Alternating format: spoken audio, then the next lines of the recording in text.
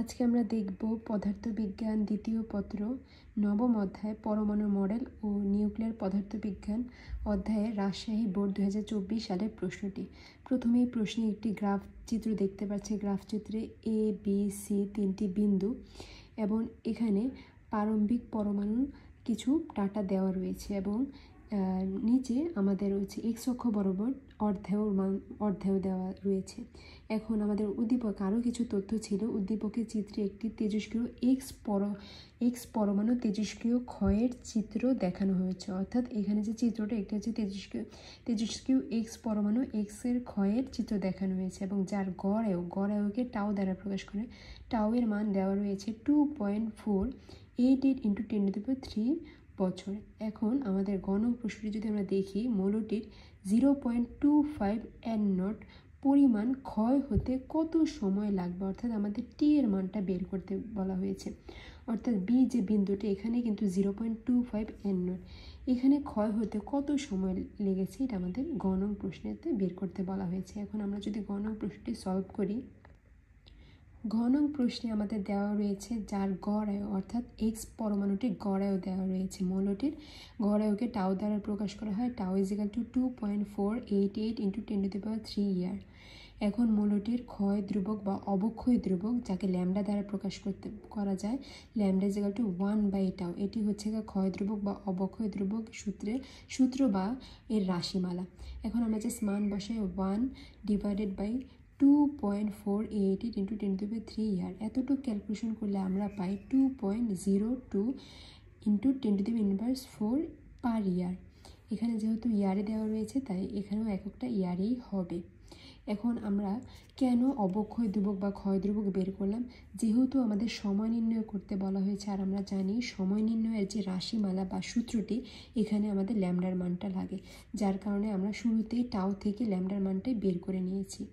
এখন আমরা সকলেই জানি প্রারম্ভিক পরমাণুর সংখ্যাকে n0 দ্বারা প্রকাশ করা হয়। এখানে আমাদের প্রশ্নে কিছু স্পেসিফিক কথা উল্লেখ রয়েছে। মৌলটি 0.25 n0 পরিমাণ ক্ষয় হতে, অর্থাৎ 0.25 n0 পরিমাণ ক্ষয় হলে অবশিষ্ট, যদি এতটুকু ক্ষয়ই হয় তাহলে আমাদের অবশিষ্ট পরমাণুর সংখ্যা, আচ্ছা যেটা দেওয়া থাকবে সেটা থেকে যদি ক্ষয় হতে হয় সেখান থেকে আমাদের অঙ্কটা করতে 1 বিয়োগ করা থাকবে। অর্থাৎ আমাদের যা দেওয়া আছে তার থেকে ক্ষয় করতে বলা হলে আমাদের 1 বিয়োগ করতে হবে। তাহলে আমরা লিখতে পারি 1 - 0.25 n0। এতটুকু ক্যালকুলেশন করলে আমরা পাই 0.75 n0। এখন আমরা জানি সকলে প্রারম্ভিক পরমাণুর সংখ্যাকে n0 দ্বারা প্রকাশ করা হয় আর অবশিষ্ট পরমাণুর সংখ্যাকে ক্যাপিটাল N দ্বারা প্রকাশ করা হয়। অতএব এই লাইন থেকে আমরা বলতে পারি n = 0.75 n0। এখন এখানে 0.75 n0 এর সাথে এখানে গুণ আকার আছে, সুতরাং আমরা পুরোটাকে যদি এই সাইডে নিই আর শুধু nটাকে এই সাইডে নিই তাহলে আমরা বলতে পারি n0/n = 1/0.75। অর্থাৎ আমি এখানে একটা লাইন কম করেছি। আমরা পুরো টোটাল সমীকরণটাকে এই সাইডে নেব, ক্যাপিটাল Nকে এই সাইডে নেব, তখন আমরা n0 আর এখানে যে গুণ সাইডটি পাশে নিলে ভাগ হয়ে যাবে আর এখানে হবে 1/0.75। এখন আমাদের অঙ্কে কি বলা হয়েছে? বের করতে হবে সময় t = what। আমরা সকলেই জানি সময় নির্ণয়ের যে রাশিমালাটি t = 1/λ n0/n। এখন আমরা জাস্ট মান বসাবো 1 / ল্যামডার মান আমরা এখান থেকে বের করেছি, মানটা বসাবে ln n0/n এর মান যেটা ছিল 1 / 0.75। এতটুকু ক্যালকুলেশন করলে আমরা পাই 715.63 ইয়ার, অর্থাৎ 715.63 বছর। অতএব মৌলটির 0.25 n0 পরিমাণ ক্ষয় হতে আমাদের 715.63 বছর সময় লাগবে। এটাই আমাদের গণক প্রশ্নের সমাধান। এখন পরবর্তীতে আমরা যদি গহনং প্রশ্নটি দেখি, আমাদের গহনং প্রশ্নে বলা হয়েছে মৌলটির সি বিন্দুতে ক্ষয় হয়ে পৌঁছাতে, এই যে সি বিন্দুটি এখানে ক্ষয় হয়ে পৌঁছাতে, অর্থাৎ আমাদের এখান থেকে এখানে এই যে সি বিন্দুতে আসতে অর্থাৎ ক্ষয় হতে পৌঁছাতে যে সময় লাগে তা এ বিন্দুতে ক্ষয় হয় সমানের 3 গুণ। অর্থাৎ আমাদের এই বিন্দুতে যে ক্ষয় হতে সময় লাগে তা এখানে ক্ষয় হতে সময় 3 গুণ হবে কি মৌলটি সি বিন্দুতে ক্ষয় হয়ে পৌঁছাতে যে সময় লাগে, অর্থাৎ এ থেকে সিতে পৌঁছাতে যেই সময় লাগে তা এই বিন্দুতে ক্ষয় হওয়ার সময়ের 3 গুণ হবে কি, তা এই সি বিন্দুর সময়টা কি এই বিন্দুর 3 গুণ হবে, এটাই আমাদের গহন প্রশ্নে বের করতে বলা হয়েছে। এখন আমরা যদি দেখি আমাদের পুরো টোটাল যে এক্স পরমাণু, এই পরমাণুটির গড় আয়ু দেওয়া ছিল, তো দেওয়া আছে মৌলটির গড় আয়ু টাউ ইজিক্যাল টু 2.488 ইন্টু 10⁻³ ইয়ার। এখন আমরা এই যে টাউ গড় আয়ু থেকে আমরা অর্ধায়ু বের করতে পারি মৌলটি, যেহেতু অর্ধায়ু এখানে দেওয়া নেই তো মৌলটির অর্ধায়ু নির্ণয়ের যে রাশিমালা গড় আয়ু এবং অর্ধায়ুর যে রাশিমালাটা রয়েছে সেই সূত্র হতে আমরা বলতে পারি T12 = 0.693 টাউ।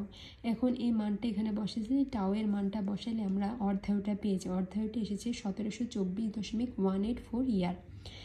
অর্থাৎ আমরা এই বিন্দুতে ক্ষয় হওয়ার সময় আমরা পেয়েছি এই যে অর্ধায়ুটা মৌলটির অর্ধায়ু, এই মৌলটির অর্ধায়ু আর ক্ষয় হওয়ার সময় সেম, তো এই মৌলটির ক্ষয় হওয়ার সময় টি এ আমাদের হচ্ছে গিয়ে 1724.18 ইয়ার।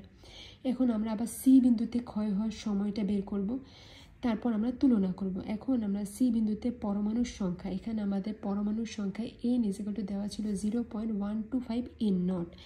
তো এবার আমরা এই যদি জায়গাটা জাস্ট এক্সচেঞ্জ করছি, এই জায়গাটা এই পাশে আনছি সমান সমানে ক্যাপিটাল এনটা এই সাইডে নিছি। এখন আমরা এই এনটা এই সাইডে নিলে এটা ভাগ হয়ে যাবে, আর এটা এই পাশে নিলে ভাগ হয়ে 1/0.25 থাকবে। এখন আমরা সি বিন্দুতে পৌঁছাতে সি বিন্দুতে সময় নির্ণয় করার যে রাশিমালা এটা হচ্ছে গিয়ে T = 1/λ, যেহেতু সি বিন্দুতে এই জন্য আমি TC লিখেছি 1/λ ln n0/n। এখন 1 সি বিন্দুতে আমরা পুরো টোটাল এক্স যে পরমাণুটির আমাদের ক্ষেত্রে ল্যামডার মানটা আমরা জানি 4.02 ইন্টু 10⁻⁴ এটা আমরা গণং হতে প্রাপ্ত। আমরা যদি গণং প্রশ্নটা দেখে আসি, আমরা গণঙে এখানে আমরা কিন্তু মৌলটির ক্ষয় ধ্রুবক বা অবক্ষয় ধ্রুবকটা বের করেছি, যেটা আমরা এখানে সাইডে কেউ চাইলে লিখে দিতে পারে যে গণং হতে প্রাপ্ত। এবার আমরা এই যে 1/λ মানটা বসিয়েছি ln n0/n, সি বিন্দুর ক্ষেত্রে n0/n এর মানটা হবে এটা 1/0.125। এখন এখানে যদি আমরা টি এর মানটা পাই 5172.74 বছর। এখানে আমরা এই বিন্দুতে ক্ষয় হওয়ার সময় হচ্ছে 1724, আর সি বিন্দুতে ক্ষয় হওয়ার সময় হচ্ছে 5172। এখন আমাদের বলেছে যে সি বিন্দুতে সময়টা কি এই বিন্দু 3 গুণ হবে কিনা, তা যদি আমরা বের করতে চাই আমরা TA/TC, এখানে যেটা কম এই বিন্দুতে সময়টা কম না, যেটা কম সেটা আমরা উপরে লিখব, এবার টিসিটা নিচে লিখলাম, মানে এই বিন্দুটা আগে এবং সি বিন্দুটা পরে। এভাবে লেখার পর আমরা পাচ্ছি হচ্ছে 1/3 এতটুকু ক্যালকুলেশন করলে।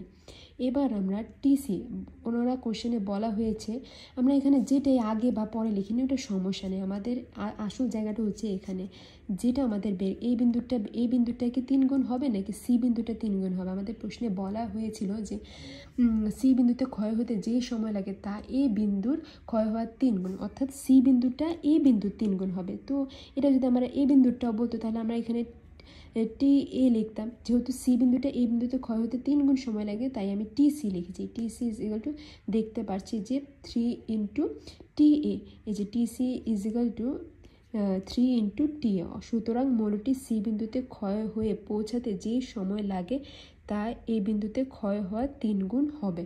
অর্থাৎ এখানে যে মতামতটি সঠিক, এটাই হচ্ছে গ নং প্রশ্নের উত্তর।